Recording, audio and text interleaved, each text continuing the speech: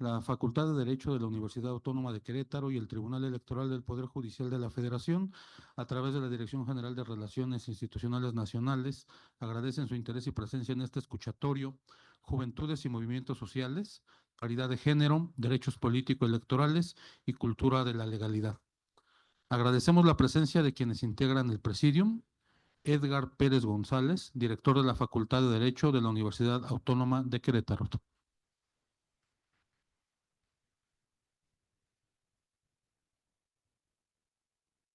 Norma Jiménez Fuentes, magistrada del Tribunal Electoral del Estado de Querétaro.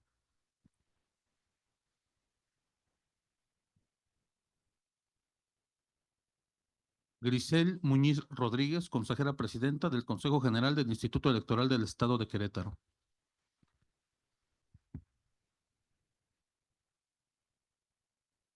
Edgar Guerrero Aguirre, director general de Relaciones Institucionales Nacionales del Tribunal Electoral del Poder Judicial de la Federación.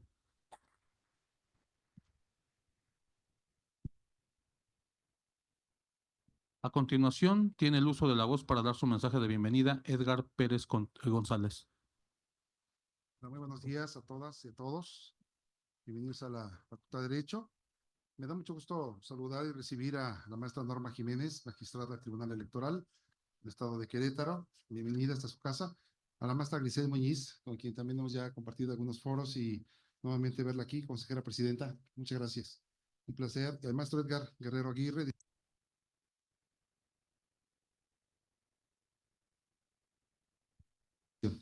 Como ven nuestros estudiantes y quienes están participando en esta actividad tan importante de escuchatorio, Juventudes, Movimientos Sociales, Paridad de Género, Derecho Político, Electorales y Cultura de Legalidad, el evento que hoy nos convoca reúne a quienes están llevando a cabo el ejercicio electoral en esta elección extraordinaria que ya comenzó y que justamente en este fin de semana estará iniciando las campañas electorales de esta reforma judicial y de lo que todo ello implica, ¿no? Y tenemos aquí a las máximas autoridades, magistrada también que nos acompaña de Poder eh, Electoral del Estado de Querétaro, y en ellos, en sus manos está mucho de la materialización de esta vida democrática de nuestro país, del ejercicio que precisamente llevan con el propósito de resolver las instancias que tienen que ver con toda la materia electoral. Y en este ejercicio de poder platicar con jóvenes, me parece muy interesante y agradezco mucho a cada una de las instituciones que nos hayan invitado y que sea el lugar en donde podamos escuchar, platicar, debatir, ver las reflexiones de cada uno de ellos en torno a lo que es estos procesos electorales, ¿no? La participación de nuestros jóvenes estudiantes es muy importante, sobre todo en esta escuela de Derecho, en donde esta elección extraordinaria, como decía, es histórica.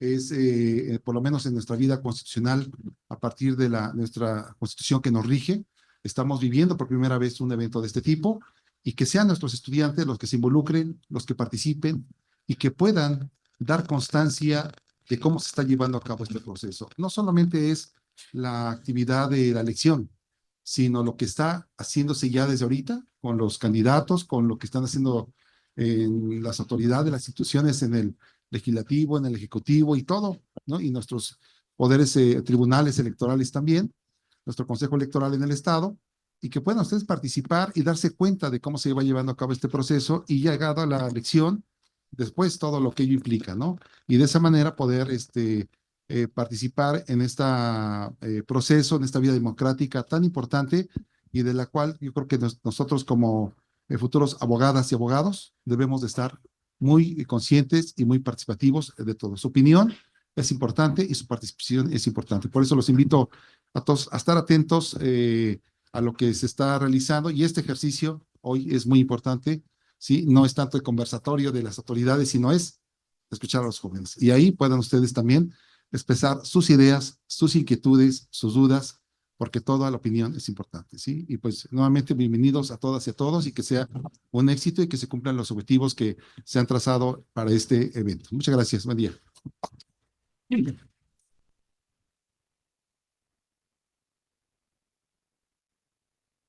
Agradecemos las palabras del señor director. Ahora escucharemos el mensaje de Norma Jiménez Fuentes. Gracias. Buenos días a todas, todos y todes. Agradezco al doctor Edgar Pérez González, director de la Facultad de Derecho, que nuevamente nos reciba en esta su casa. A la consejera presidenta del Consejo General del Instituto Electoral del Estado de Querétaro, Grisel Muñiz Rodríguez, con quien trabajamos en muchos aspectos y coincidimos varias veces. Muchas gracias, consejera presidenta. Y por supuesto al maestro Edgar Guerrero Aguirre, director general de Relaciones Institucionales Nacionales del Tribunal Electoral del Poder Judicial de la Federación, por la posibilidad de estar aquí conversando nuevamente con los jóvenes. Justo antes de empezar, pues ya propiamente la dinámica y esta presentación, comentábamos de la ocasión anterior que justo hace un año estábamos en un ejercicio como este, otro escuchatorio también con el que tuvimos interacción con jóvenes. Debo reconocer la valentía de todos aquellos que participan en estos ejercicios porque pues no es fácil presentarse al frente, exponer las ideas, debatir. Anticipadamente pues felicito a los jóvenes que van a participar en esta dinámica y pues a quienes están presentes pues los invito a seguir las actividades que tiene el Tribunal Electoral del Poder Judicial de la Federación, porque pues de manera recurrente se convoca a dinámicas de esta naturaleza. La verdad es que es muy importante escuchar lo que tienen que decir los jóvenes. El año pasado platicábamos inclusive de la posibilidad, de la expectativa de que iba a haber posiblemente una reforma judicial, que posiblemente jueces y magistrados y quienes integran los poderes judiciales estatales y federales, pues serían electos. En ese entonces me parece recordar que no lo veíamos como que fuera posible que se materializara, pero pues hoy en día es una realidad. Y pues que en esta ocasión se aproveche para hablar de derechos político-electorales, de paridad de género y cultura de legalidad con los jóvenes, pues es muy importante. Sobre todo, pues si estamos en un proceso electoral, ¿cuántos han reflexionado sobre la importancia de ejercer su derecho al voto? ¿Cuántos han, digo, ya no en este proceso, pero pues sí, seguramente los que tienen, ¿cuántos toman conciencia de la posibilidad que tienen de ser, por ejemplo, candidatos independientes si es que no forman parte de algún partido político? La verdad es que espacios como este invitan a la reflexión. Percibo que hay un gran interés de la juventud en participar y los felicito de manera sincera. Y pues muchas gracias. Reitero, siempre cuentan con mi participación en actividades como esta y espero, como bien dice el director, se cumplan los objetivos de esta actividad y que tengan un feliz día todos y todas y todos. Gracias.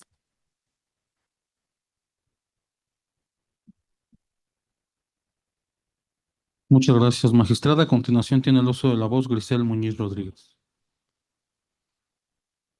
Muchas gracias. Muy buen día a todas, todos y todes. Saludo con muchísimo gusto a este nutrido auditorio de jóvenes y también, bueno, al maestro Edgar Guerrero Aguirre, director general de Relaciones Institucionales Nacionales del Tribunal Electoral del Poder Judicial de la Federación. Hablar del Poder Judicial, la verdad es que es un verdadero privilegio en nuestro país contar con una sala superior como la que contamos el día de hoy en México a través de su conducto. Le mando un saludo con mucho aprecio a la magistrada presidenta Mónica Soto.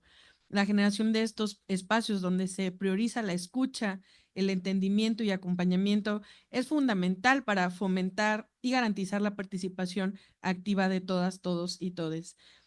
Doctor Edgar Pérez González, director de la Facultad de Derecho, muchas gracias por siempre tener las puertas abiertas de nuestra facultad, de esta máxima casa de estudios en nuestra entidad, para seguir contribuyendo a la promoción de la cultura democrática en la comunidad estudiantil. El director, bueno, es un verdadero aliado del Instituto Electoral y hemos encontrado siempre en la Facultad de Derecho un espacio en donde podemos sumar esfuerzos. De igual manera, saludo a la magistrada Norma Jiménez Fuentes, magistrada del Tribunal Electoral del Estado de Querétaro, a quien igualmente reconozco como una extraordinaria aliada del instituto, pero particularmente de las prácticas democráticas en nuestra entidad. Es una mujer a quien le reconozco la capacidad técnica y por supuesto la visión para que podamos sumar esfuerzos desde ambas instituciones para llegar a las juventudes y también incidir en estos temas que hoy ponen sobre la mesa: paridad de género, derechos político-electorales y cultura de la legalidad. Ahora me dirijo a las juventudes que participan el día de hoy, estudiantes de la Facultad de Derecho. Vivimos en una sociedad acelerada. Hay un sociólogo inglés que nos dice que vivimos en un mundo desbocado, en los que muchas veces sentimos que nuestras opiniones, preocupaciones y emociones se pierden en las exigencias que nos rodean. Pero hoy les digo de manera contundente que su voz importa. Pero todavía más importante, su voz nos importa. Quiero, la verdad, compartirles que veo caras conocidas. Aquí está Edson, que veo que ya está en 9º semestre. Tuve el gusto de conocerlo hace algunos semestres. Y que las juventudes toquen las puertas de las autoridades institucionales, de las instituciones electorales. Para nosotros es un verdadero privilegio y tengo el verdadero honor de compartirles a los que vienen de otros semestres, porque también veo que entran de segundo semestre y de diversos, que aquí estamos las instituciones electorales, aparte de organizar elecciones, tenemos una tarea fundamental que es la difusión de la cultura democrática. Y el derecho de la libertad de expresión y de las ideas, pues ya saben que ya lo tienen. Nosotras y nosotros como autoridades tenemos el compromiso permanente de promover la generación de estos espacios y poner las condiciones necesarias para que sus voces tengan eco y suenen y, por supuesto, encuentren las soluciones que están buscando. Este acto sin duda contribuye a construir una comunidad basada en la confianza y el respeto de la diversidad de pensamientos, sentimientos y experiencias en temas tan trascendentales como los que aquí ustedes nos estarán dando esas ideas de las cuales a nosotros nos tocará llevarnos como compromiso el ver de qué manera las plasmamos en la realidad de nuestra cultura democrática. Porque el futuro se construye cuando nos escuchamos, cuando nos entendemos y cuando nos apoyamos mutuamente. Pues bienvenidas y bienvenidos a este escuchatorio. Muchas gracias a la Sala Superior por considerarnos en esta convocatoria. Gracias.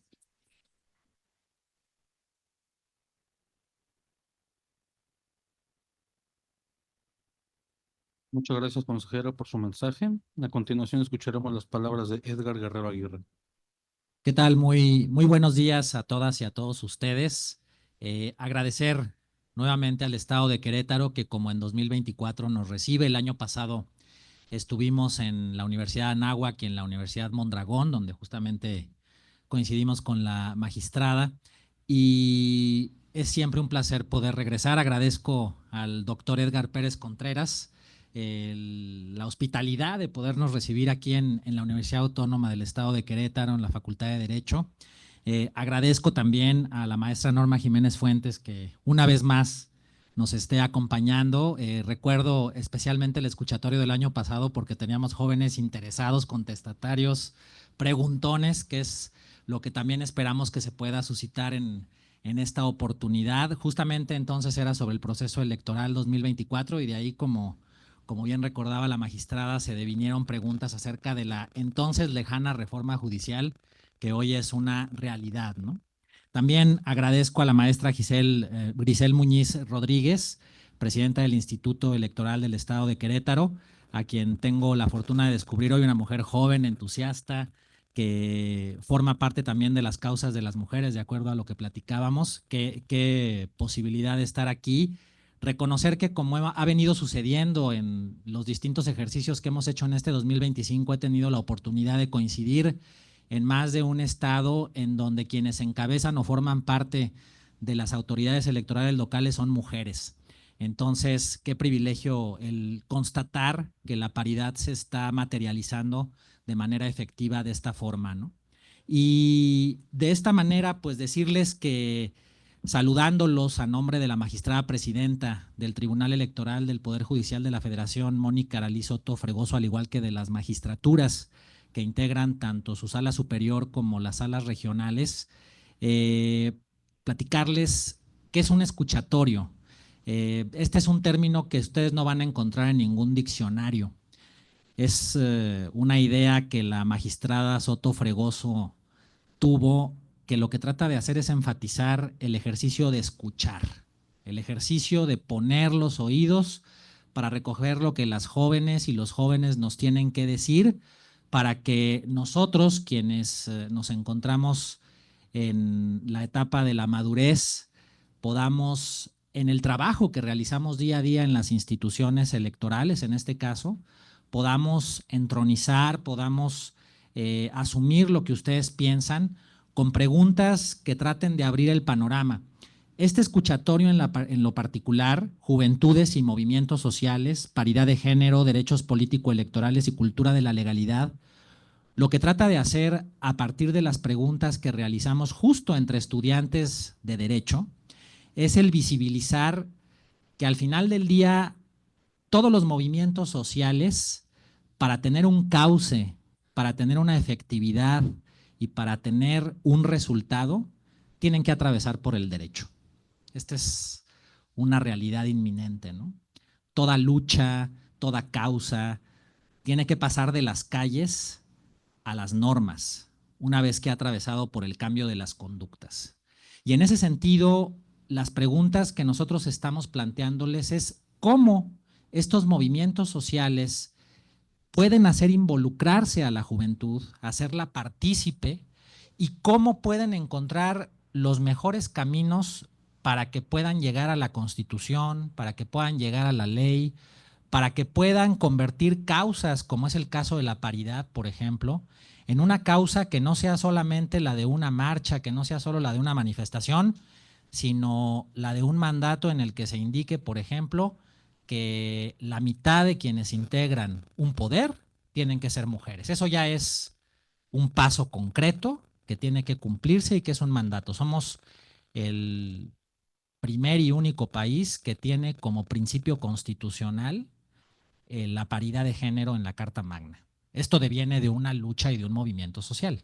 Entonces, parte de las preguntas tienen que ver con eso y cómo los jóvenes también pueden hacer que sus causas, que sus razones de ser, de salir, de manifestarse, de ir a votar, de afiliarse o no a un partido político, de ser parte o no de una causa, tenga un efecto. Entonces, vamos a escuchar aquí las preguntas, vamos a tener en cumplimiento al principio paritario a 2 hombres y a 2 mujeres de esta facultad que nos van a estar dando sus puntos de vista. Yo les decía antes de que entráramos que tienen absoluta libertad de plantear lo que piensen y ustedes de preguntar también lo que piensen. Y concluiría diciéndoles que traigo un mensaje de la magistrada presidenta Mónica Soto que me interesa hacerles llegar.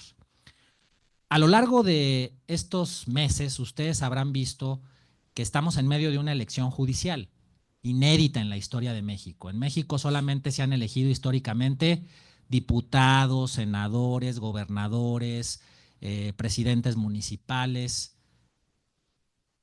y al poder legislativo incluido, pero sin atravesar por el poder judicial. Nunca hemos elegido un juez, nunca hemos elegido un magistrado, nunca hemos elegido un ministro, y es algo que vamos a vivir por primera vez.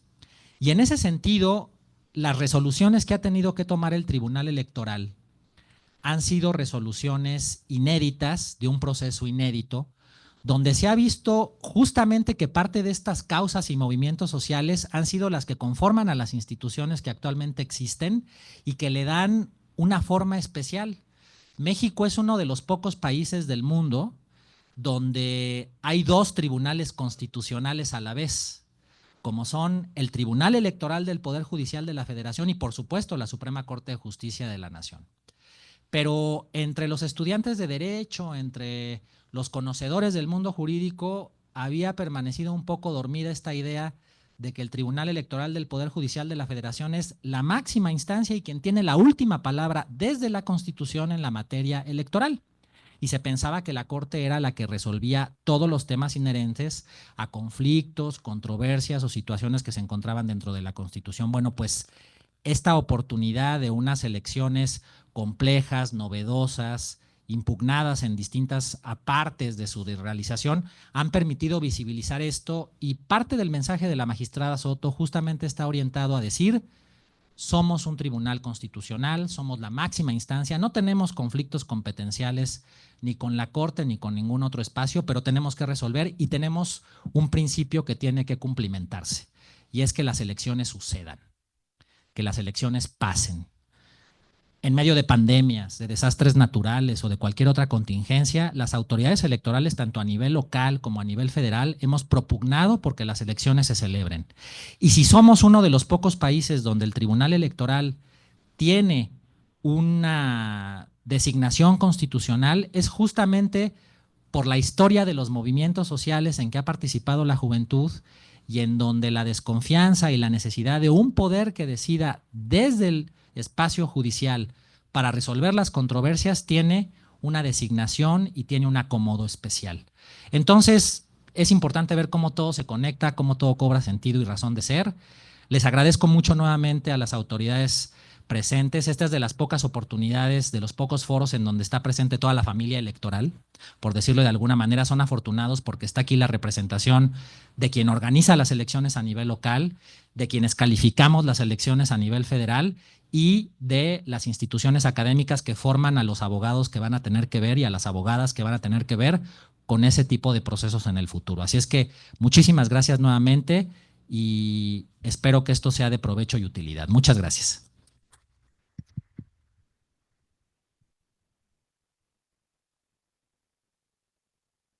Agradecemos las palabras de los integrantes del Presidium y aprovechamos para saludar la presencia de la magistrada María Isabel Barriga Ruiz. Muchas gracias, magistrada, bienvenida.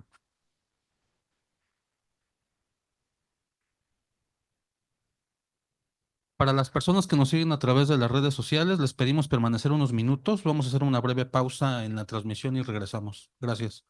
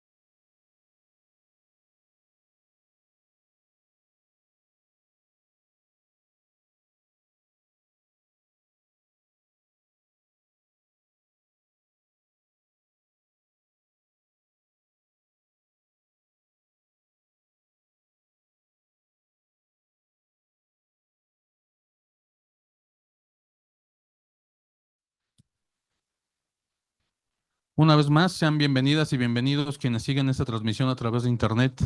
Para continuar con el programa previsto para esta actividad, cedo el uso de la voz a David Roberto Sánchez Solórzano, quien estará a cargo de la moderación de este escuchatorio. Adelante. Ser joven y no ser revolucionario es una contradicción hasta biológica. Salvador Allende. Muy buenos días a todas y todos. Agradecemos este espacio para el debate de las ideas y sobre todo el espacio universitario que toma en cuenta las diferentes visiones de país de las y los jóvenes como protagonistas del hoy y del mañana. Un agradecimiento especial a nuestras autoridades universitarias, así como autoridades federales y locales en materia electoral. Gracias por su interés en el fomento de este tipo de espacios.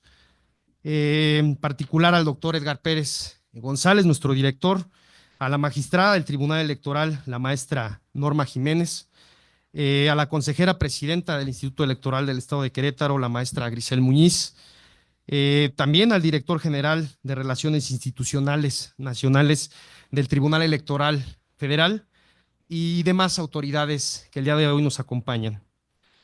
También agradezco a las y los jóvenes integrantes de este presidium, quienes hoy expondrán su visión de país. A la compañera Yara Ivette Ugalde, del 4º semestre, a Edson Bellman, del 9º semestre, a Selene Almendares, del 2º semestre, y a Yeshua Trejo, del 2º semestre. Todos ellos, ellas, de la licenciatura en Derecho. Bueno, les comento rápidamente la dinámica de la mesa. A las y los jóvenes participantes se les dará el uso de la palabra en tres rondas de preguntas durante 3 minutos para cada una de estas preguntas y cada uno de ellos. Posteriormente, al concluir la tercera ronda, iniciaré una retroalimentación de un servidor hasta por 5 minutos. Esto conforme a los planteamientos que vayamos dilucidando con los jóvenes. Entonces, el orden de participaciones pues va a ser tal cual está distribuida la mesa, es decir, primero será la compañera Yara, posteriormente Edson, luego Selene y finalmente el compañero Yeshua. Y bueno, al terminar con mi intervención, cederé el uso de la voz al maestro de ceremonias para que se dé inicio a ese espacio de preguntas y respuestas por parte de ustedes, del auditorio. Entonces, ¿todo claro? ¿Alguna duda, chicos, chicas? ¿No? Bien. Bueno, pues iniciemos. Luego entonces, la primera pregunta es la siguiente. ¿Cómo se relacionan los movimientos sociales con la participación político-electoral de las juventudes? ¿Cuál es tu perspectiva, Yara? Buenos días. Saludo cordialmente a las autoridades distinguidas y al público presente y agradecemos este espacio que se nos ha brindado para escuchar a las voces de la juventud. Ahora, respondiendo a la pregunta, los movimientos sociales han sido fundamentales dentro de la participación política electoral de las juventudes. Y es que a lo largo de la historia en México se han impulsado movimientos grandes que tienen un objetivo, el generar un cambio. Esto ha generado que se vuelvan espacios donde puedan abogar, exigir y expresar una visión al respecto para llegar a ese objetivo. Es así que los movimientos sociales dentro de la participación se vuelven una forma de incentivar la participación de los jóvenes dentro de la toma de decisiones que aborda las necesidades de la sociedad. La participación política, si bien es un derecho fundamental, también es una forma de experimentar la soberanía popular, ya sea a través del voto, las consultas populares o el acceso a los cargos públicos. Esa es una manera de que demostramos la participación activa, al igual que es un conducto donde se canalizan las inquietudes, ideas, proyectos que los jóvenes tenemos para solucionar las problemáticas que nos incluyen. Hoy esto es cada vez más fácil debido a las redes sociales, que ha sido un medio donde nos hemos visto más inmersos.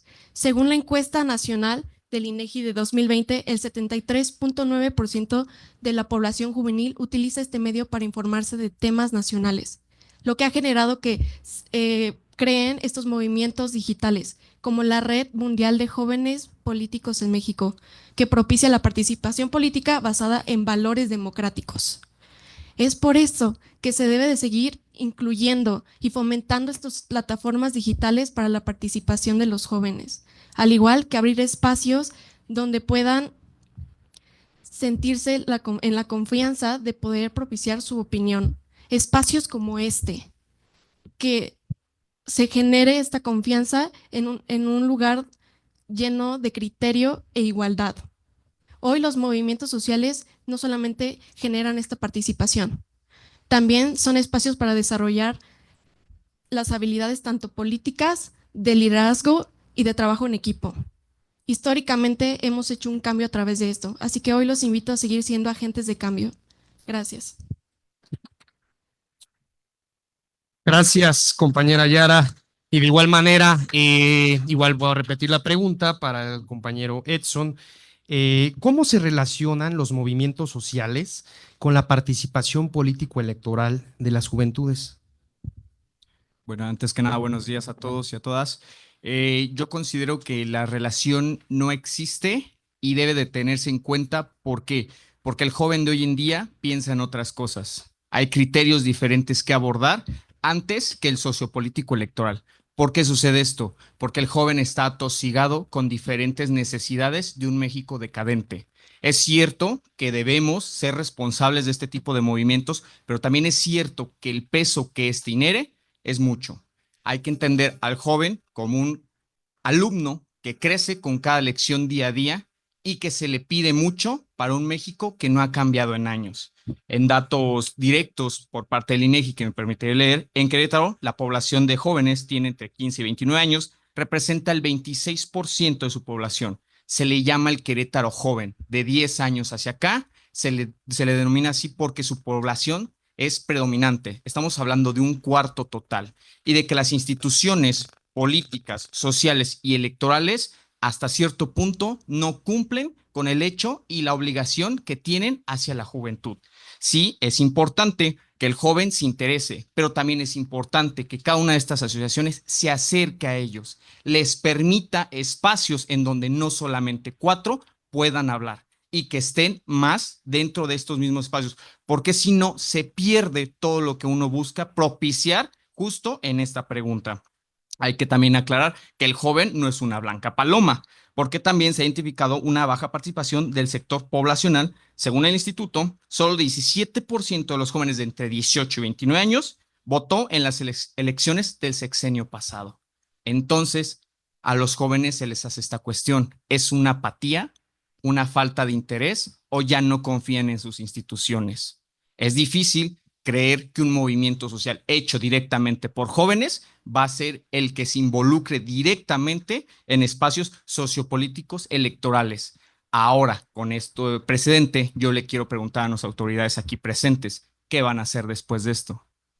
¿En qué quedan? ¿En palabras vacías? ¿O qué cambio van a proponer para que haya una dualidad? Y compañeros jóvenes, ¿qué vamos a buscar para que nos den estos espacios? Para que sean más ustedes y más nosotros y no solo la universidad logre condonar estos espacios para que los tengan no solamente aquí adentro, sino también allá afuera, porque hay otro dato duro y es que solo el 8% de los que ingresan a una carrera universitaria en México la terminan. Difícil, pero los números no mienten. Y es muy complicado hoy en día pedirle al joven involucrarse de manera política electoral cuando ni siquiera tiene las herramientas completas para poder acabar una educación como la universitaria. Es cuanto. Gracias al compañero Edson por su participación. De igual manera, la misma pregunta será disertada por la compañera Selene Almendares y la repito. ¿Cómo se relacionan los movimientos sociales con la participación político-electoral de las juventudes? Adelante, Selene. Gracias. La participación político-electoral de las juventudes es caracterizada por ser la participación llamada política no convencional, la cual se presenta en forma de manifestaciones, movimientos sociales y marchas, alejándose de la vía institucional. Así que esto se relaciona en cuanto están separadas, pues una es la consecuencia de la otra. Me gustaría dar la definición de democracia según el artículo 3º, párrafo 2 de nuestra Constitución, para poder entender este último punto. Será democrático, considerando a la democracia no solamente como una estructura jurídica y un régimen político, sino como un sistema de vida fundado en el constante mejoramiento económico, social y cultural del pueblo. Entonces, en este precepto, la democracia debería de ser entendida como aquella que exige a los gobernantes hacer lo necesario para el mejoramiento de las condiciones referidas. Entonces, cuando dicha mejora no se materializa, las condiciones sociales, lamentablemente, atendiendo a las consecuencias. Entonces, habría que tratar de entender por qué sucede este fenómeno, por qué comienzan los movimientos sociales, cuando las principales causas pueden ser que son propias de cada contexto, en el cual especialmente las condiciones económicas y sociales, específicamente de seguridad, donde son pocos los empleos que se generan al año a comparación de la cantidad de población que hay en el país, y la constante decadencia en cuanto a seguridad. Además, es muy importante mencionar la cultura del adultocentrismo, que se tiende a subestimar la opinión de los jóvenes, impidiendo inmiscuirse en este ámbito electoral. A esto se le suma la falta de nacionalismo y carente sentido de pertenencia, que lleva a un desinterés en cuanto a las decisiones políticas, lo que nos lleva a una juventud desencantada, en donde se cree que por más que uno trate de luchar, siempre va a ser lo mismo. Históricamente, la democracia ha sido poco útil para mejorar las condiciones de la sociedad. Lo decía Platón, la democracia es para el gobierno de los ignorantes, ya que es muy fácil caer en la demagogia, en donde los líderes de una democracia tienden a ser populistas y halagan al pueblo para ganar su apoyo, en lugar de actuar para el beneficio general de la sociedad. Gracias, es cuanto. Gracias, Selene. En el mismo orden de ideas, toca la participación del compañero Yeshua Trejo. Y repetiré la pregunta. ¿Cómo se relacionan los movimientos sociales con la participación político-electoral de las juventudes? Adelante. Ok, primero que nada, muy buenos días a cada uno y cada uno de ustedes. Gracias a las autoridades por estar presentes y a todo el personal que hizo posible que se elaborara y que este conversatorio estuviera aquí en esta facultad. Ahora, los movimientos sociales se relacionan con la participación político-electoral de los jóvenes por medio del papel e impacto que estos movimientos tienen en nosotros.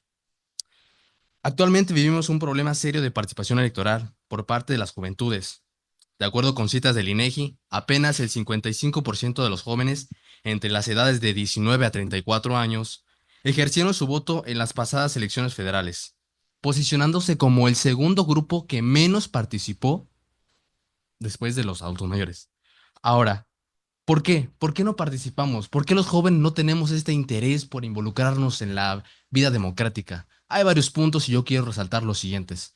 En primer lugar, actualmente el joven ve la democracia como pues solamente un concepto. Realmente no ve la democracia plasmada en las elecciones.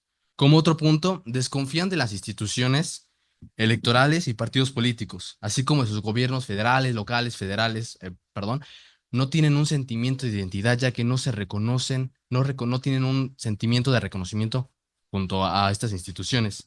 Ahora, se sienten excluidos, ignorados ante los asuntos que les importan, que les competen y que les preocupan. No les preguntan, oye joven, ¿tú qué quieres? Oye joven, ¿tú qué opinas? Oye joven, ¿qué quieres saber? Por otro lado, también hay que romantizar esto. Considero que también los jóvenes, muchos de nosotros, a veces no tenemos ni siquiera noción de quiénes son nuestros representantes, de cuál es la normatividad, cuáles son los órganos jurisdiccionales que abordan este ejercicio electoral. Sin embargo, es aquí en cuanto los movimientos sociales se relacionan, ya que los jóvenes han encontrado dentro de estos una oportunidad para hacer valer su voz, para poder expresarse e incluso para poder educarse de cómo funciona la vida política. Los movimientos sociales son extensos, abarcan problemas de la educación, el trabajo, la salud, inseguridad, entre otros muchos. Los jóvenes necesitan y quieren participar. Y yo quiero sugerir algunos puntos por los cuales yo considero, en lo personal, que es un buen momento para que los jóvenes puedan participar. Por ejemplo, estos escuchatorios, las elecciones, las mesas de debate, los conversatorios, los voluntariados, proyectos sociales, consultas ciudadanas, conferencias, revisión de leyes y un sinfín de métodos son verdaderos modos para hacer que la juventud se involucre y sienta ese sentimiento en la participación político-electoral. Es cuanto. Gracias, Yeshua. Muy bien, ahora la segunda pregunta es, ¿los movimientos sociales en que se involucran las juventudes promueven la cultura de la legalidad? ¿Cuál es tu opinión, Yara? Sí, los movimientos sociales en los que se involucran las juventudes a menudo lo que buscan es denunciar la corrupción, justicia y salvaguardar el derecho. Es así que de esta manera se está promoviendo el fortalecer el Estado de Derecho, que no solamente es hacer valer el derecho, sino que éste sea impartido de manera transparente y equitativa. Si hoy hablamos de que impunidad es lo opuesto a la legalidad, cuando existen estas situaciones donde no se impone una consecuencia a las personas que violan la ley, es cuando se empieza a generar este sentimiento en las juventudes de desconfianza a las instituciones. Es aquí donde entran los movimientos sociales para promover esta cultura de legalidad, a la vez que se lucha en contra de la impunidad. La cultura de legalidad no debe ser algo que se debe imponer a través de sanciones o el miedo. Debe ser una aceptación voluntaria en base a los valores de justicia, equidad y transparencia. La cultura de legalidad es algo que es generacional, es decir, que se aprende desde la infancia, ya sea a través de la escuela, instituciones o desde la familia. Pero es a partir de esto que si desde edades muy tempranas se empieza a enseñar a los pequeños el respetar la ley y la cultura de denuncia, estamos generando ciudadanos comprometidos con un cambio y el bienestar de las personas. Hoy ese es un problema, ya que la tercera encuesta de cultura constitucional demuestra que solamente el 38% de la población cumple la ley por el bienestar, y este número ha ido en decadencia y principalmente en las juventudes. Y es que la mayoría la cumple por miedo a una sanción, no porque realmente la valore. Es por eso que debemos de trabajar en situaciones al respecto, en dar esta experiencia de legalidad, ya que no es algo que se pueda aprender a partir de un manual, sino que debemos de experimentarlo a través de estos movimientos sociales que incluyan campañas de concientización, aunado a políticas educativas que implementen en los contenidos en el aula estos conocimientos del respeto a la ley. Vivimos en una sociedad donde para que una sociedad más bien progrese, debe de estar basado en principios fijos que puedan regular su convivencia. Así que sigamos fortaleciendo esta cultura de legalidad para vivir en una sociedad más justa y equitativa. Gracias. Gracias a Yara por su participación. Ahora daremos paso a la participación del compañero Edson Bellman. En este sentido, Edson, ¿consideras que los movimientos sociales en que se involucran las juventudes promueven la cultura de la legalidad? Adelante. Bueno, dirán que soy pesimista, pero no lo considero así. Realmente no lo encuentro ni siquiera viable en cuestión de la pregunta. Retomo un poco lo anterior. El joven está preocupado por otras cosas. Es muy difícil encargarle este papel directamente al joven y decirle, vamos directo con la cultura de la legalidad. Los grupos juveniles y mis compañeros que están hoy acompañándonos me lo dirán. No van enfocados a eso. Perdónenme, pero no. Antes vemos cultura y deporte que legalidad. Y si creemos o tenemos la mala idea de que el joven va a crear esta cultura, estamos romantizando una idea errónea, porque fuera de eso, lo que vemos en batallas sociales, en redes, es que romantizamos, vemos y encontramos una utopía que ni siquiera existe. Si a jóvenes de derecho hoy en día hay cuestiones que se nos pasan, ahora imaginémonos a otros que no son afines a esta carrera. Bien lo mencionaba mi compañera, esta cultura viene desde instituciones más pequeñas o de principios, como lo mencionó, desde la infancia, desde instituciones más pequeñas que la universidad o incluso desde casa. El problema viene en este punto en el que yo quiero abordarlo porque se divide en dos. Uno, esto debe de enseñarse desde la escuela básica y también desde casa. Aquí hay un detalle y vuelvo a los datos duros. En la prueba PISA del 2022, México se ubicó en el lugar 35 de 37 países. Y la prueba PISA que dio terminación para que México ya no participara fue porque se ubicó en el lugar 51 de 81, teniendo un retroceso de 20 años de educación. Ahora, según la UNESCO, el índice de lectura, México se ubica en el lugar 107 de 108. Triste, pero son los datos que arrojamos. Entonces, si no encontramos un apoyo desde lo más básico y sensato, ¿cómo es posible que ya cuando lleguemos a cierta edad busquemos que los grupos juveniles tengan esta cultura de la legalidad?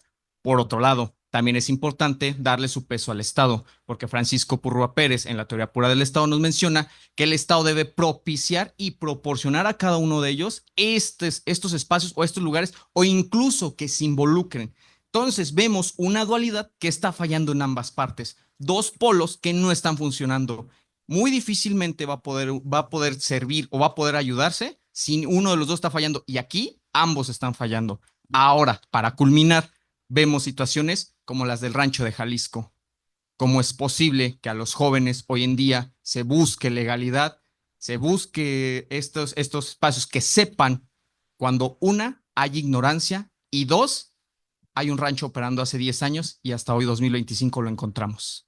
Legalidad en México es efímera y es una palabra muy difícil de encontrar, aunque en cualquier diccionario la buscamos. Es cuanto. Agradecemos la participación del compañero Edson. De igual manera, en la misma tesitura viene la participación de la compañera Selene Almendares. Selene, ¿tú consideras que los movimientos sociales en que se involucran las juventudes promueven la cultura de la legalidad? Adelante.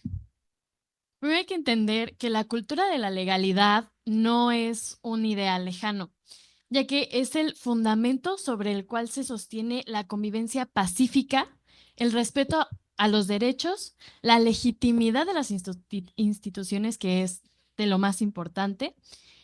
Y sin embargo, la debilidad del Estado de Derecho es un obstáculo para el desarrollo social en gran medida por el bajo apego a la legalidad y a la normalización de la impunidad. Por una parte, la mayoría de los movimientos juveniles promueven la existencia de derechos, la exigencia de derechos, perdón, la denuncia de injusticias, de corrupción, de impunidad y de abuso de poder, lo que genera conciencia sobre la necesidad de fortalecer el Estado de Derecho, pero por otro lado, su estructura y dinámica genera tensiones en el marco constitucional. En este sentido, considero, como mis demás compañeros, que la educación es fundamental para fortalecer los valores de legalidad desde la infancia. Pues hay que entender nuestra estructura. Entonces, muchas veces nos preguntamos, regreso al adultocentrismo. Entonces, ¿en qué punto sería bueno empezar a comprender de política? Si no es desde abajo. ¿Por qué tenemos que llegar a mayor edad y no entender cómo está la estructura política, el marco constitucional? Y puedo decir que esto nos compete a los estudiantes de Derecho, pero nos compete a todos. Y nos comprometemos a entender esto, pues precisamente porque lo estamos estudiando, pero debería de ser desde casa, desde este fomento en las escuelas, en la educación básica, para poder abolir la ignorancia que, pues, rescatando mi intervención anterior, representa uno de los principales problemas de la democracia.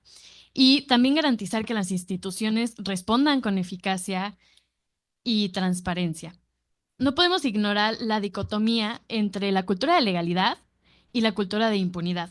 Sabemos que en contextos donde la impunidad predomina, el cumplimiento de la ley se debilita, la confianza en las autoridades disminuye y la denuncia de irregularidades se vuelve menos frecuente. Esto nos lleva a un Estado de Derecho fallido.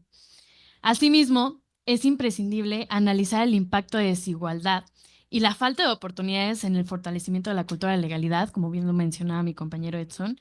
No podemos pedir un apego a la norma sin las condiciones estructurales que siguen limitando el acceso a la justicia, a la educación y al bienestar. Por ello, es fundamental que los movimientos juveniles luchen por la justicia social dentro de un marco de respeto y apego a la legalidad.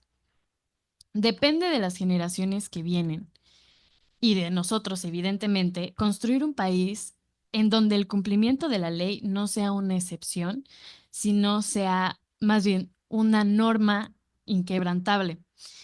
Es un compromiso diario, no solo debe de ser un suspiro de anhelo al cambio. Es cuanto, gracias. Gracias, Selene, por tu participación. En el mismo orden de ideas, toca la participación del compañero Yeshua Trejo. En este sentido, Yeshua, ¿consideras que los movimientos sociales en los que se involucran las juventudes promueven la cultura de la legalidad? Adelante. Gracias. Yo considero que sí. Considero que los movimientos sociales sí fomentan la cultura de la legalidad entre los jóvenes.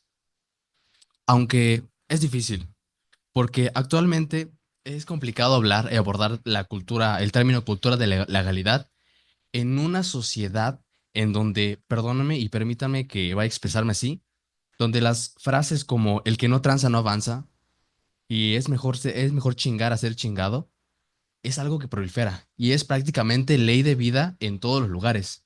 ¿Cómo podemos fomentar una cultura de la legalidad donde incluso en las esferas más altas como la política, grandes empresarios, autoridades, son acusados de malversación de fondos, de corrupción, de impunidad, contratos ilegales, acuerdos fraudulentos, concesiones a particulares, enriquecimiento ilícito de algunos pocos, pero que a la vez se figura, podemos ver esta cultura de la ilegalidad inmersa en las esferas inferiores.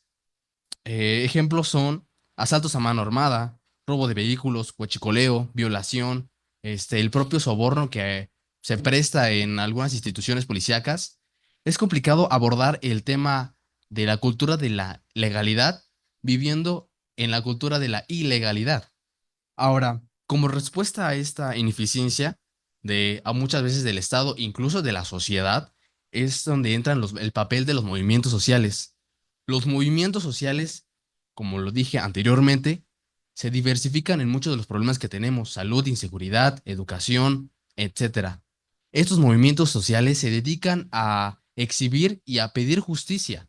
Los valores que fundamentan estos movimientos sociales son la paz, la solidaridad, el respeto, la justicia, y es en base a esto que yo creo, y yo digo que sí fundamentan, sí fomentan la cultura de la ilegalidad en los jóvenes, porque esta educación que podemos ver desde estos movimientos sociales es lo que nos incentiva y nos da una reflexión crítica al decir, ¿qué estoy haciendo más? ¿Qué estoy haciendo mal? ¿Cómo puedo realmente hacer las cosas bien? Considero que es necesario fomentar la cultura de la legalidad, desde la familia e incluso desde instituciones educativas. Es decir, fomentar y promover un estándar de cultura de legalidad dentro de nuestras instituciones, en donde no veamos o no nos hagamos de la vista gorda cada vez que pasa algo ilícito, sino que se fomente y que podamos reprender a aquellas personas que no cumplen con las leyes. La adopción de la cultura de la legalidad debe ser voluntaria y no debe imponerse a mano dura. Es cuanto. Gracias, estimado Yeshua. Con esto cerramos la segunda ronda de preguntas y damos paso a la tercera y última ronda, que versa sobre la siguiente cuestión. ¿Qué hacer para que la igualdad de género sea un tema relevante entre las juventudes? ¿Qué consideras tú al respecto, Yara?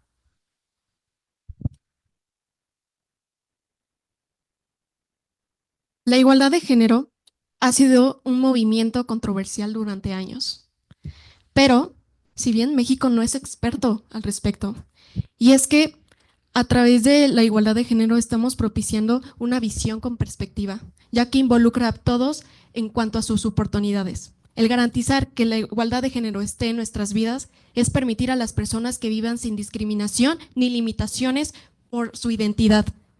Estas limitaciones son impuestas por estereotipos que la misma sociedad dicta. Es por eso que este tema es relevante, ya que en las juventudes es justo la etapa donde estamos generando nuestra identidad, donde estamos absorbiendo esas creencias, valores y comportamientos que definen la forma en la que nos relacionamos con las personas.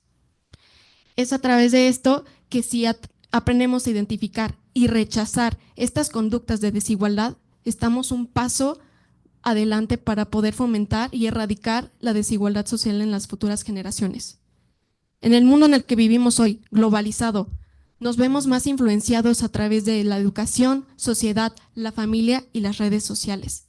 Y tomo el punto de la educación y la familia como situaciones fundamentales, ámbitos donde podemos sensibilizar y hablar al respecto para lograr un cambio.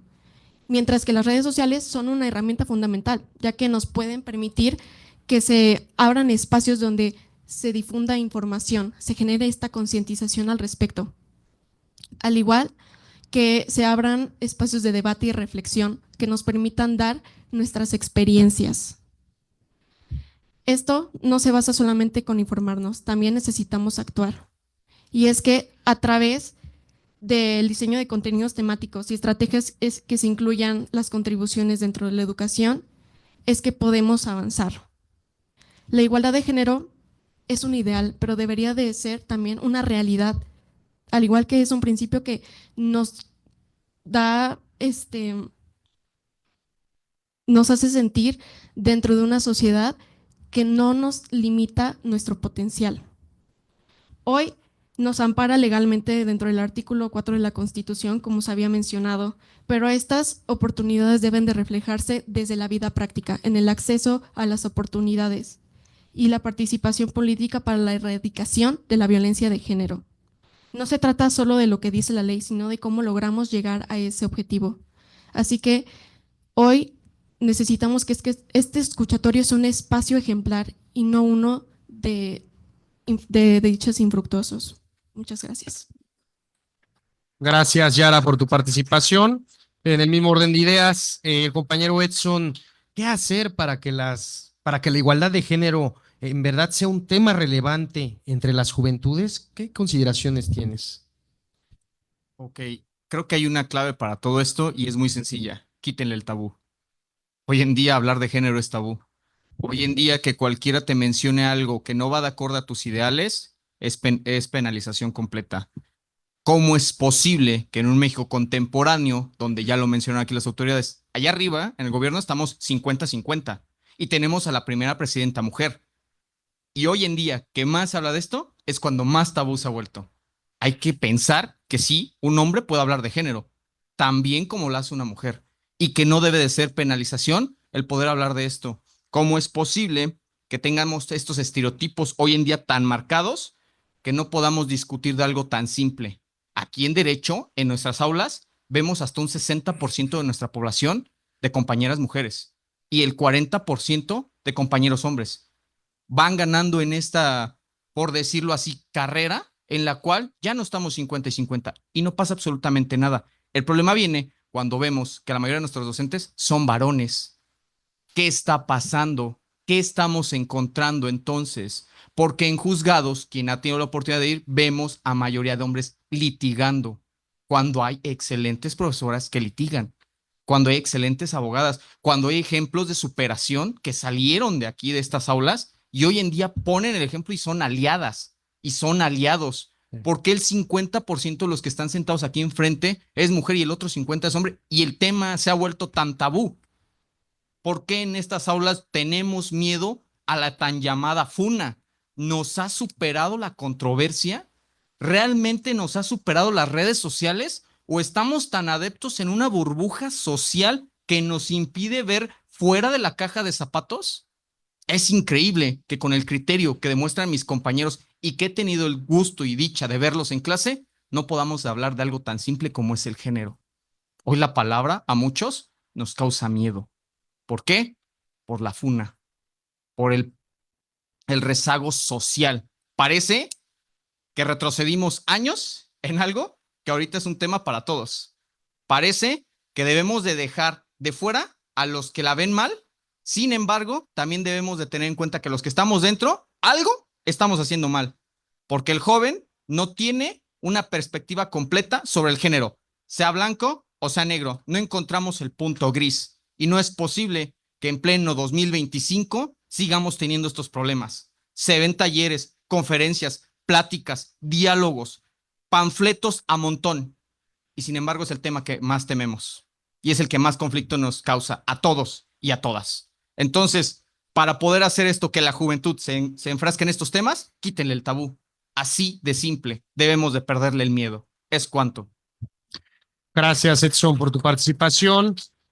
Asimismo, damos paso a la participación de la compañera Selene Almendares. Selene, ¿qué hacer para que la igualdad de género sea un tema relevante entre las juventudes?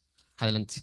Primero, yo considero que la igualdad de género ya es un tema relevante entre las juventudes. Sin embargo, como menciona mi compañero Edson, no observo que sea un atractivo en cuanto a la participación. Históricamente, la represión de las mujeres ha sido asfixiante y pues sí han habido cambios a partir de precisamente los movimientos sociales que han visibilizado la urgencia de abolir la desigualdad de género, que a pesar de ello, este movimiento tiene las mismas connotaciones de la condición que se ha intentado combatir. Comúnmente percibo que existe un menosprecio y un rechazo de ciertas opiniones, incluso de mujeres, en donde se rechaza por no vivir o no experimentar las mismas condiciones. Entonces se está presentando de nuevo esta discriminación intrínseca del género. Es difícil tratar de hablar sobre este tema por las ideologías y esta cultura patriarcal bien arraigada. Pero precisamente por eso debemos de buscar la forma en la que la juventud crezca con una nueva percepción de género, una percepción igualitaria, donde no se cargue ni de un lado ni del otro. Debe de haber una equidad de género en cuanto a participación y debe de haber una equidad de género y en cuanto a participación debe tratarse de una igualdad. Necesitamos un protagonismo efectivo, no una simulación, no una inclusión forzada. Que los próximos cargos de administración pública sean con la conciencia colectiva de una verdadera igualdad de género y no arrastrar las ideas retrógradas y arcaicas de estereotipos. Entonces, habría que habilitar espacios, precisamente como este, en donde pueda haber una escucha activa por parte de todos, que no sea unilateral en formato de adoctrinamiento, estos cursos de inclusión de género, en donde se te presenta una sola perspectiva que se debe de aceptar y que es la única válida. Eso no sirve. Necesitamos una unidad en la pluralidad. Y en la medida en que reconocemos que cada uno es diferente, cada uno tiene habilidades y aptitudes diferentes como persona, no distinguiendo el género, nos podemos complementar para crear algo distinto. Por ello me parece esencial implementar el formato de escucha activa, donde haya un intercambio de perspectivas, opiniones, experiencias, ideas, sin ser juzgados, y se promueva la libre expresión y contribuya a garantizar la empatía y el entendimiento mutuo. Aceptar a la otredad y no tratar de aniquilar al otro. Aceptar que yo soy yo y mis circunstancias. El sentido no es cerrar la mente, porque en ese momento muere la filosofía, muere el conocimiento y muere la trascendencia. Gracias. Gracias, Selene, por tu participación. De igual manera, pasamos a la participación del compañero Yeshua. Yeshua, ¿qué hacer para que la igualdad de género sea un tema relevante entre las juventudes? Adelante. Gracias. Considero que el primer paso para demostrar que a las juventudes que el tema de género es algo importante radica principal y únicamente, en primer paso, hacer conciencia. ¿Qué es lo que se vive? ¿Cuál es nuestro contexto? Es verdad, hablamos de igualdad, de desigualdad de género, pero ¿dónde lo podemos ver? Es necesario, a mi perspectiva, que podamos ser conscientes de los espacios en donde la igualdad de género no existe, en donde hay más favoritismos tanto de un género como tanto del otro. Aunque el artículo 4 constitucional estipule que la mujer y el hombre es igual ante la ley, eso no quiere decir que en la vida cotidiana lo sea. Podemos ver y somos conscientes de que la violencia, el machismo y el hecho de ser misógino es algo sumamente arraigado a la cultura mexicana y latinoamericana, en donde la mujer tiene que cumplir con un cierto rol en la casa, en el trabajo, en la academia, y el hombre ocupa otro totalmente distinto. Hemos normalizado la violencia y nos hemos dejado llevar ante estos sesgos culturales y cognitivos, estos sesgos ideológicos. podemos verla por medio de la violencia en el lenguaje y la comunicación, como la típica frase, las mujeres son malas para manejar, o los hombres no deben llorar, o corres como niña, o tienes fuerza de mujer. Son estas frases que en algún momento repetimos sin ser conscientes de que denotan y nos expresamos de manera peyorativa ante el otro género. También lo podemos ver mediante la violencia en la educación y en el trabajo, las llamadas carreras para mujeres, que son la veterinaria, la enfermería, psicología, danza, arte, literatura, arquitectura, y por el contrario tenemos la carrera de hombres, como la abogacía, como la ingeniería, como la gastronomía, medicina, entre otras muchas cosas. Según el Centro de Investigaciones de Política Pública, en el 2022 la brecha de ingresos es de 14% entre hombres y mujeres. Es decir, que por cada 100 pesos que recibe un hombre, en promedio, por su trabajo al mes, una mujer recibe 86 pesos menos. Aquí vemos otro ejemplo de violencia a nivel económico. ¿Y qué podemos decir en el transporte público? Las mujeres no se sienten seguras.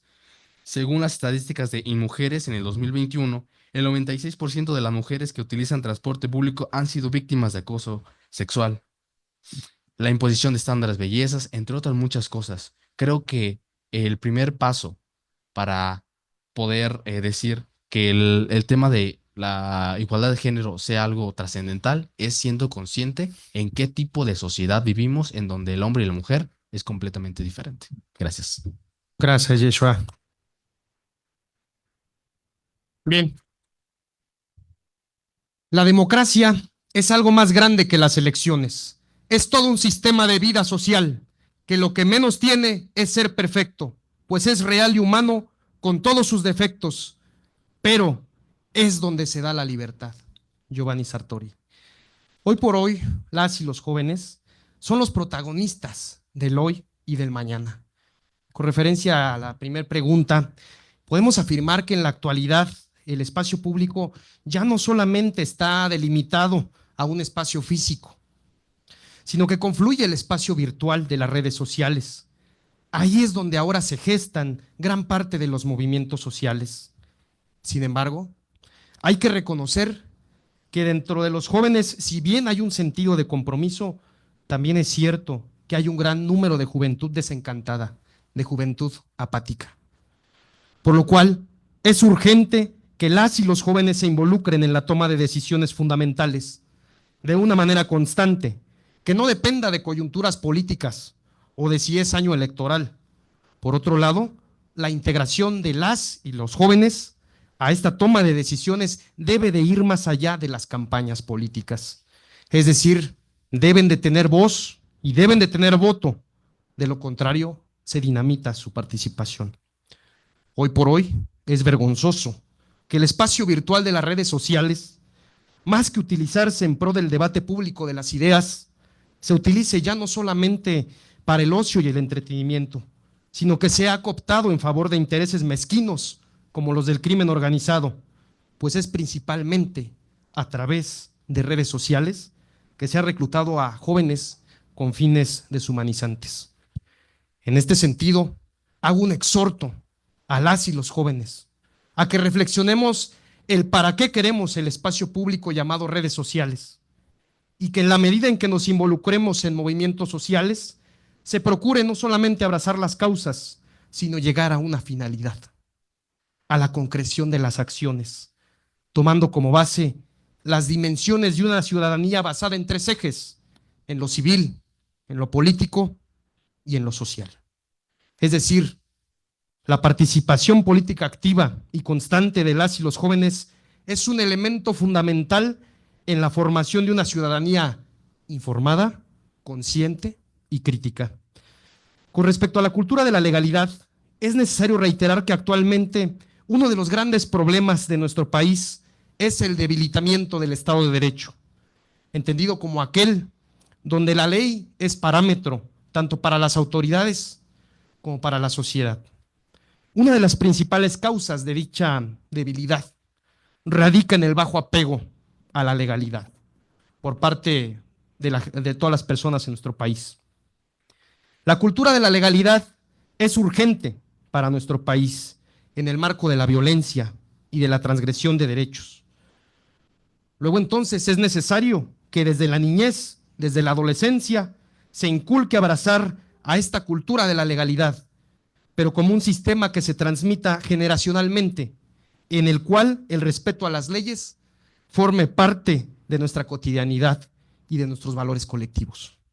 Es decir, hay que asumir el respeto a la ley como una forma de actuar cotidiana bajo la siguiente premisa: a mayor legalidad, menor impunidad. De lo contrario, a mayor impunidad, menor la legalidad y mayor el debilitamiento del Estado constitucional y de derecho. La cultura democrática, así como la cultura de la legalidad, se construyen día con día, ya no solamente por el miedo al tratamiento punitivo a través de los códigos penales, sino que sea a través de convicciones y a través de principios. En cuanto a la paridad de género, si bien ya desde la reforma de 2014 en materia político-electoral ha habido grandes avances respecto al tema, también es cierto que no ha sido suficiente, pues se debe abordar desde una perspectiva de garantía efectiva para la participación de las mujeres y de las disidencias sexuales. Ahora bien, es necesario que desde las instituciones públicas, en particular desde las universidades, se rompan estereotipos de género. Para ello, es imprescindible que dentro de los mapas curriculares se contemplen asignaturas que promuevan la inclusión y la concientización en cuanto a la paridad y la equidad de género. La semilla en cuanto al juzgar e investigar con perspectiva de género debe de estar aquí, desde la universidad, desde estos espacios, desde la enseñanza, desde el aula, y no esperando a que el día de mañana esos operadores jurídicos sean quien juzguen y sean quien investiguen con perspectiva de género. ¿Cómo pedírselos si desde aquí no lo estamos fomentando? Finalmente, quiero concluir mi participación reafirmando que es a través de estos espacios de debate de las ideas desde donde podemos hacerle frente a los grandes problemas que a todas y todos nos aquejan en este barco llamado México, dando voz principalmente a los jóvenes como protagonistas del hoy y del mañana, que su voz sea el faro de luz en medio de la noche, en medio de un país convulso y en medio del fracaso en muchas ocasiones del Estado en sus 3 niveles, en medio de un país manchado por la violencia y la desigualdad. Que quienes desaparecen a los jóvenes en las escuelas del crimen no nos sigan arrebatando el presente y el futuro de nuestro país. Hago votos para que los espacios como el que el día de hoy nos convoca sean replicados por autoridades y sociedad. Porque cada joven que hoy se encuentra aquí, estoy seguro que es un joven menos en las filas del crimen organizado. Soy un fiel creyente, como hijo de la universidad pública, que el derecho a la educación es habilitador para con otros derechos. Pues en medida que conocemos, en medida que nos educamos y conocemos esos derechos y obligaciones, desde luego, también conocemos las vías para hacerlos valer. Es decir, hay que ver a la educación como esa herramienta de la emancipación, tanto de la ignorancia y de la opresión. Señoras, señores, menos violencia y más diálogo, menos impunidad y más justicia, menos ranchos Izaguirre y más espacios universitarios, menos fosas y más democracia. Muchas gracias.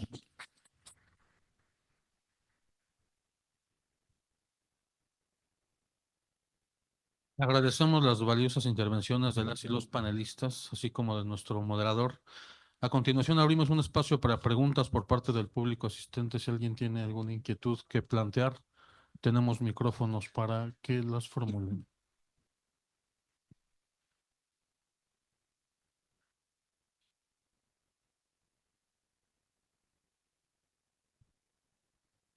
Bueno, en ese caso, al no haber preguntas, cederé el uso de la voz a nuestro compañero José Héctor Tapia Martínez, secretario de apoyo adscrito a la Secretaría Administrativa del Tribunal Electoral del Poder Judicial de la Federación, quien nos tiene una invitación muy importante que hacer. Adelante, por favor. Gracias. Gracias a todos por su presencia. Muchas gracias a nuestros panelistas, al moderador, a nuestras autoridades. ¿Se necesita el micrófono? ¿Sí me oyen bien? Sí. Ah, ok, para la transmisión. Perfecto. Bueno, pues estaba yo agradeciendo a todos. A mí me toca en esta intervención hablarles un poco del Museo Interactivo de la Constitución. Si me pueden ayudar con la siguiente lámina, por favor. Como es un museo interactivo, pues les pediría que mi intervención sea un poco interactiva también. ¿Quiénes de ustedes han ido o han conocido o saben de la existencia del Museo Interactivo de la Constitución? Nadie. No, bueno, les voy a hacer esta misma pregunta cuando termine. ¿Quién quisiera visitarlo y quisiera conocerlo? El Museo Interactivo, bueno, ya tenemos aquí algunos que han levantado la mano. El Museo Interactivo surge la idea en 2016 porque en 2017 se conmemoraban 100 años de que ustedes pueden decirme qué pasó en 1917.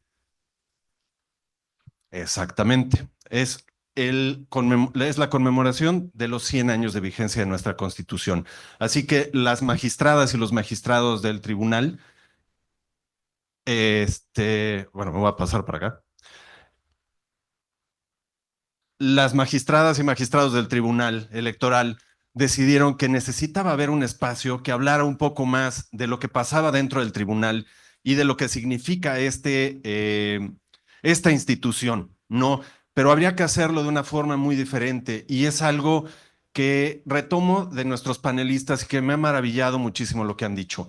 ¿Qué necesitamos nosotros para poder aprender de igualdad, de paridad, de derechos político-electorales?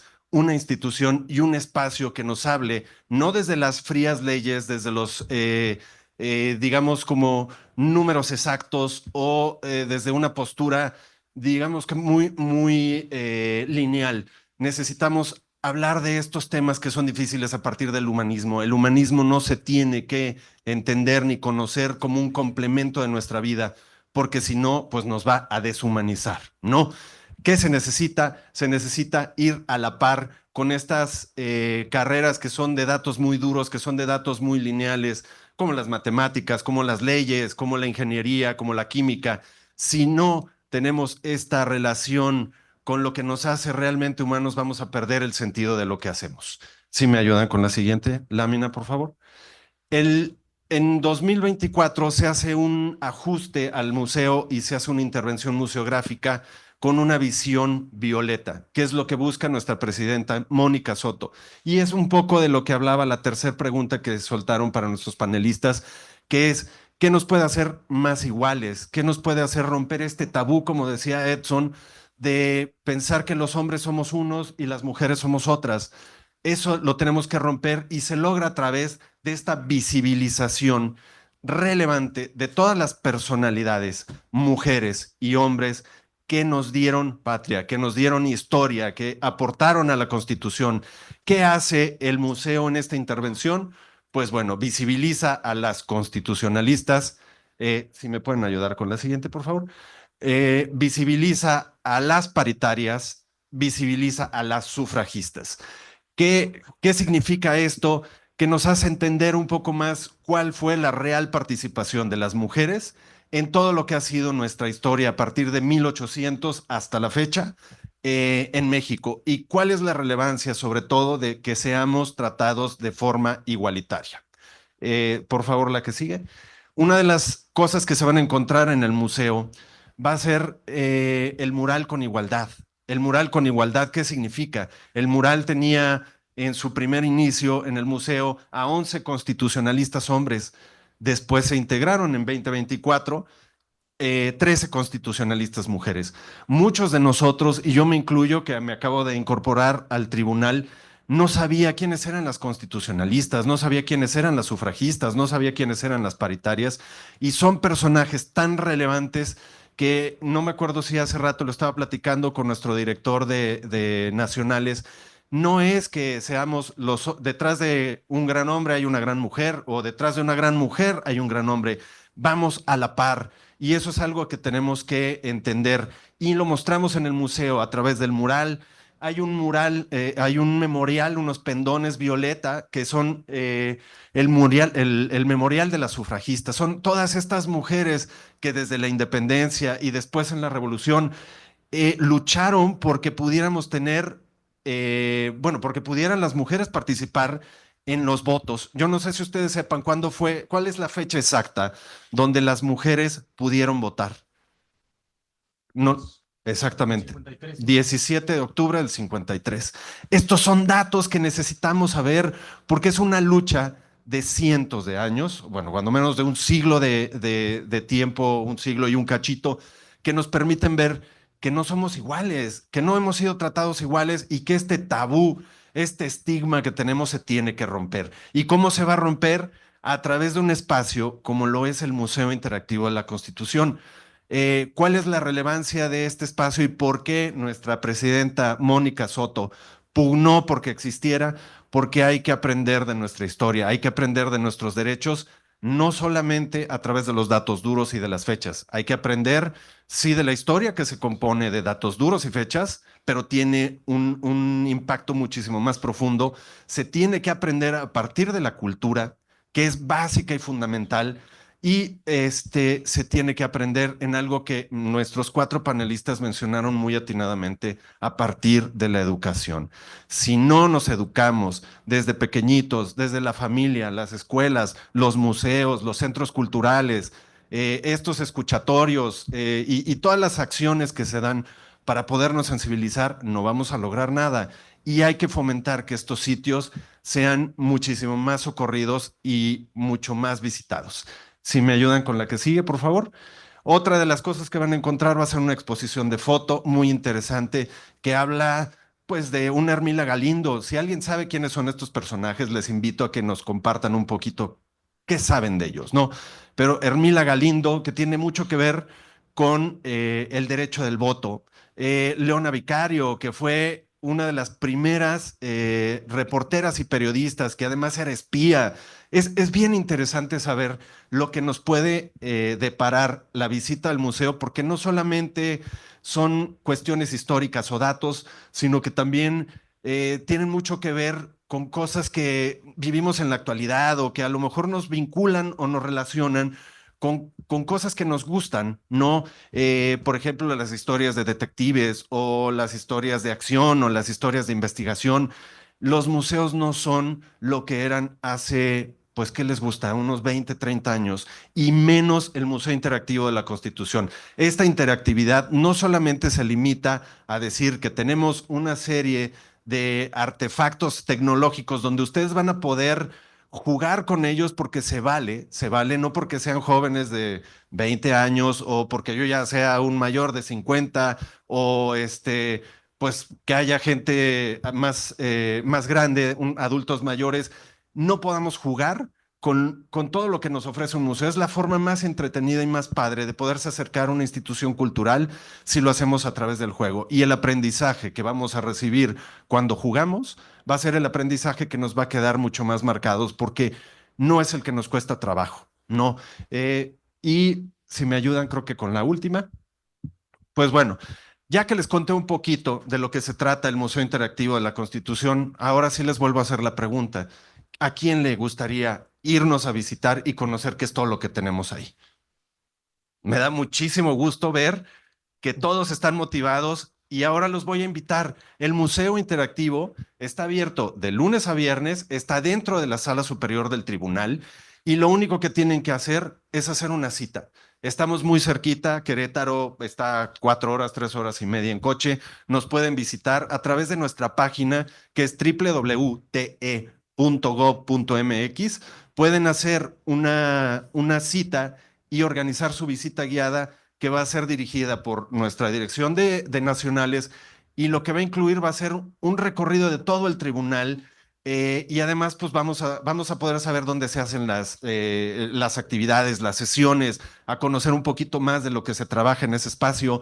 Y vamos a cerrar con el Museo Interactivo, pues para que vean la parte cultural de todo este trabajo se me fue la palabra, si alguien me ayuda, porque esa palabra Esa mera, perdónenme, ya les queda mal. Pero bueno, de una forma cultural, de una forma artística, de una forma lúdica y de una forma educativa. Y además van a poder encontrar un vínculo del arte con toda esta temática, porque estamos involucrando ahora artistas que no solamente van y exponen pintura, fotografía, escultura. Vamos a tener también cine debates, vamos a invitar a personalidades de diferentes ámbitos a que nos hablen y nos compartan cómo ha sido su lucha desde su género, porque la gran mayoría de nuestras invitadas van a ser mujeres, y cómo han tenido que ir lidiando con estas dificultades y cómo han tenido que ir rompiendo barreras como estas grandes constitucionalistas, como estas grandes paritarias y como estas grandes sufragistas. Así que, pues yo nada más termino diciéndoles que el Museo Interactivo de la Constitución es su casa, al igual que el tribunal, y esperamos verlos muy pronto por ahí y hagan estas citas. Y una felicitación de verdad a los panelistas, a nuestro moderador y a todos los que nos acompañaron, porque yo veo mucha sabiduría. La juventud no significa que tenga que ser, digamos, pues menospreciada o rechazada porque no tienen años de experiencia. Yo veo una necesidad y un hambre de conquistar, y eso es algo muy padre porque la juventud nos contagia de esto. Algo que decían también, y rápidamente termino, el museo es también un escuchatorio, no es un espacio que les va a llenar de datos y decirles, ahí tienen los datos y ustedes háganse bolas. Por eso es interactivo, y no solamente a través de los elementos tecnológicos, sino a través de la escucha activa de nuestros visitantes, de nuestros usuarios, de nuestros beneficiarios, para que nos ayuden a complementar la información que tenemos ahí y que nos ayuden a refrescar los contenidos a través de su visión y a través de las cosas que están aprendiendo en la actualidad. Así que, pues los esperamos en el museo, los esperamos en el tribunal, y pues muchas gracias por su atención.